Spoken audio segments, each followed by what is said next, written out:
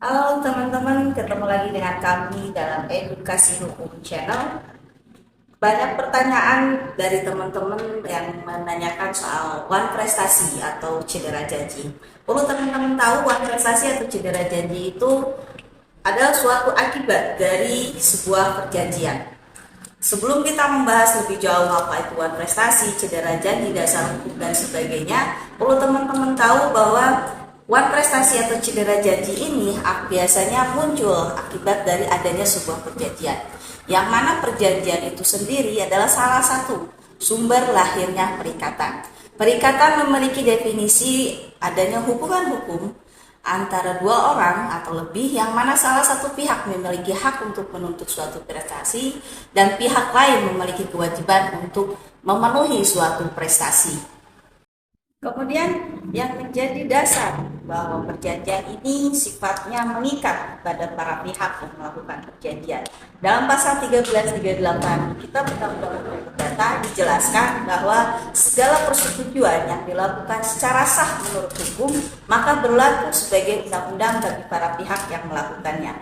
Artinya ketika kedua belah pihak ini sepakat untuk melakukan perjanjian, maka isi dari perjanjian ini sifatnya mengikat pada para pihak yang melakukan tersebut, yang mana sifatnya ini sama seperti undang-undang, memaksa, wajib, tunduk dan patuh terhadap isi perjanjian yang sudah disepakati. Ini pula yang menjadi dasar bahwa perjanjian ini harus diikuti oleh semua para pihak dan kemudian juga dasar ini adalah dasar adanya ajas kebebasan dalam berkontrak. Namun ajas kebebasan berkontrak dalam pasal 1338 tersebut dibatasi oleh pasal 1320 Kitab Undang-Undang Hukum Perdata, yang mana dalam pasal tersebut dijelaskan ada 4 syarat sahnya perjanjian. Yang pertama adalah sepakat, yang kedua adalah cakap, yang ketiga adalah suatu hal tertentu atau objek, yang keempat adalah kausa atau isi perjanjian. Nah, pasal 1338 hukumnya mengikat kepada para pihak yang melakukan perjanjian tersebut dengan syarat pasal 1320 KUH Perdata ini terpenuhi. Syarat sahnya perjanjian ini terpenuhi, maka barulah berlaku pasal 1338 yang mana segala persetujuan tersebut berlaku bagi para pihak yang melakukan perjanjian tersebut sebagai undang-undang.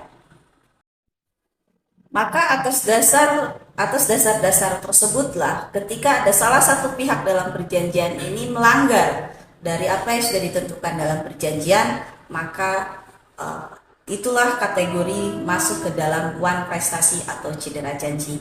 Dalam keadaan tersebut ada 3 keadaan yang bisa dikatakan seseorang telah melakukan cedera janji atau one prestasi.